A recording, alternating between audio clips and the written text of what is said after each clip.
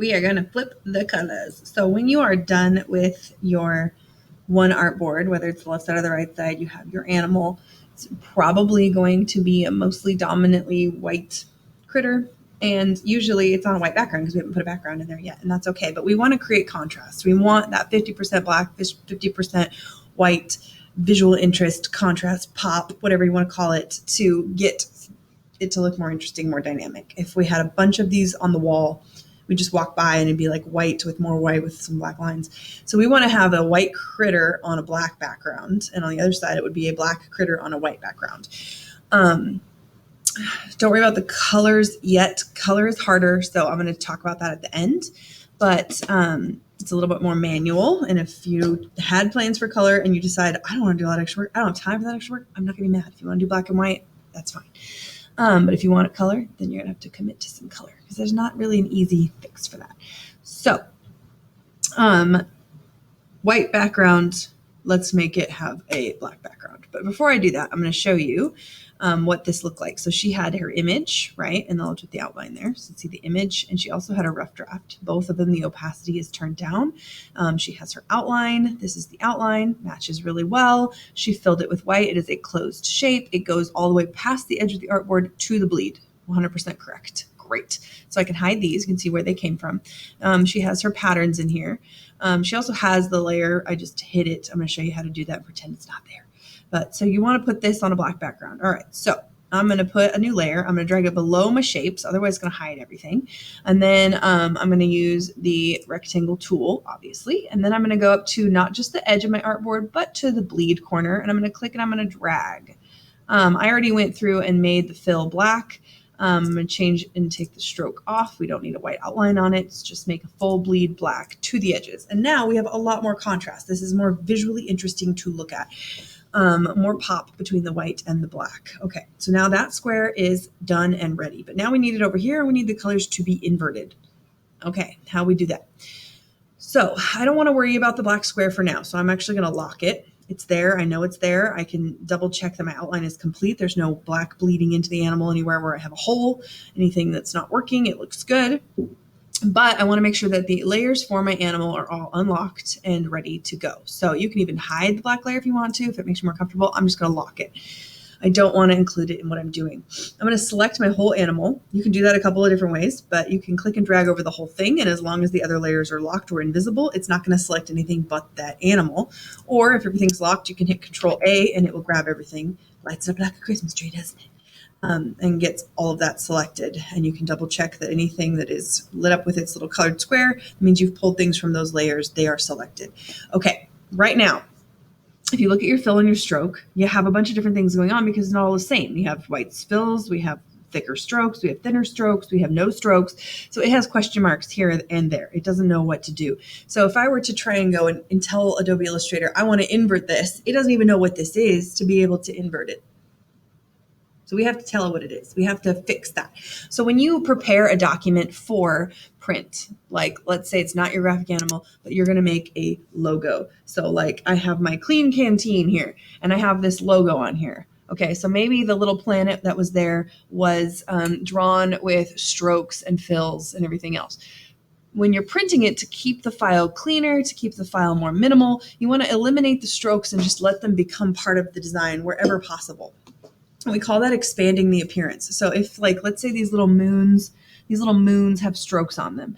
We don't really need them just to have strokes. We're just going to add them to the shape. We're going to like Pathfinder them almost in a way where they become one together. So anywhere where we can do that, where we can take this stroke and bleed it into that. Now that the design is done, we can do that and it's not going to affect anything. And it's not going to change how it visually looks. It's just going to tell the program that there's no more strokes. Everything is shapes. Everything is fills. So that when we flip the colors, it will fill everything that's black with white and vice versa. So how we do this, we have it selected. We're going to go to object because we have a selected object or multiple objects. And we're going to click on expand appearance. If it doesn't let you, that means you have like something locked or something's weird, but you don't want to click expand. You want to click expand the appearance. We are expanding the appearance of how this looks. It's not going to change how it looks to us, but it's going to change how the program views it. Okay, and you can see that it expanded it. It doesn't look any different except for it unselected some things that were mostly line work. So Super weird, right? So then I'm going to make sure it's all selected again. I don't want to lose anything. It deselected some things, like everything on the purple. It just deselected when it did that.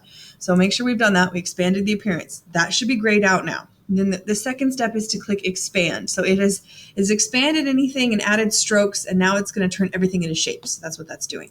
So expand, we're going to tell it to expand all the objects, all the fills, and all the strokes. Click OK.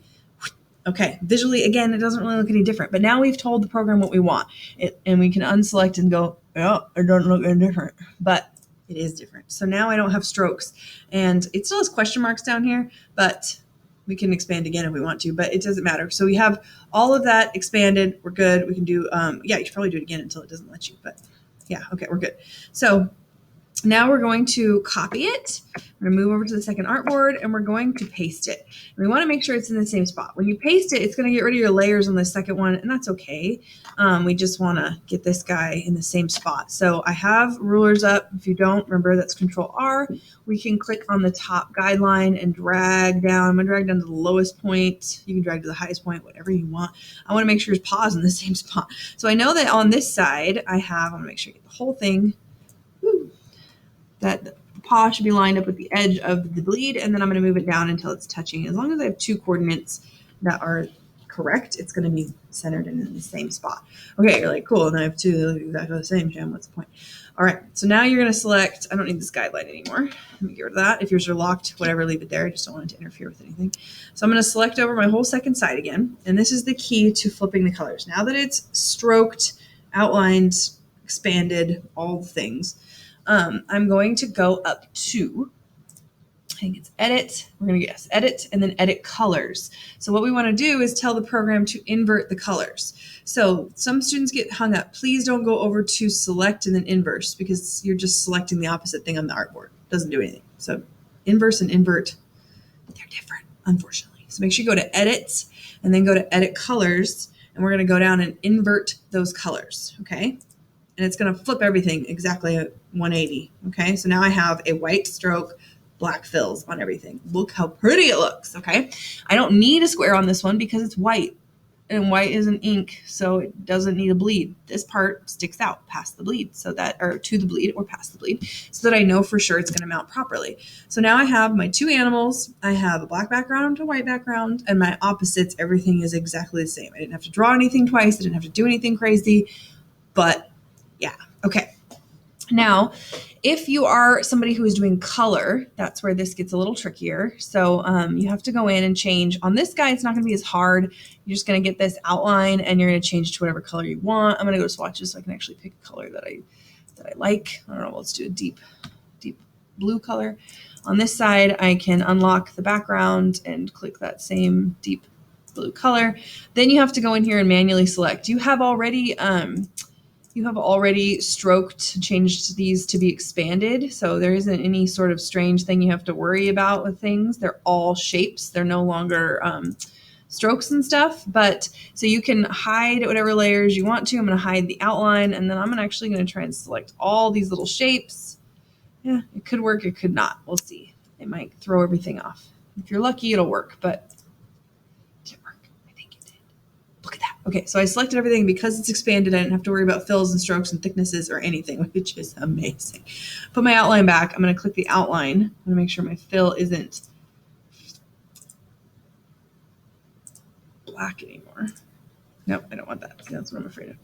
Click the stroke for it. It doesn't know what it is, so this is where you just kind of have to troubleshoot your stuff. It's a little thicker. I don't know why. It's because it's giving it a stroke, and I don't like that. So maybe, let's see. Why doesn't it want it to be? It's going to fill the whole thing with color again. I don't want that. Click the different one. This part is going to be different and tricky for everybody. It just is. It sucks. I'm going to go to object and expand it again. Oh, nothing. Okay. All right. Okay. Let me zoom in on it. Everything worked except for, it's just, okay, double click on it because it's grouped for some reason. And then, I think I fixed that color. I just have to play with it. Okay, so it really didn't take that long. You don't have to click every single individual thing. You just want to make sure you hide the appropriate layer, select all of your shapes that are now expanded, and then you can change the color. So I have a beautiful dark night colored leopard sitting on that. I'm gonna put my background back on the left side so it makes sense.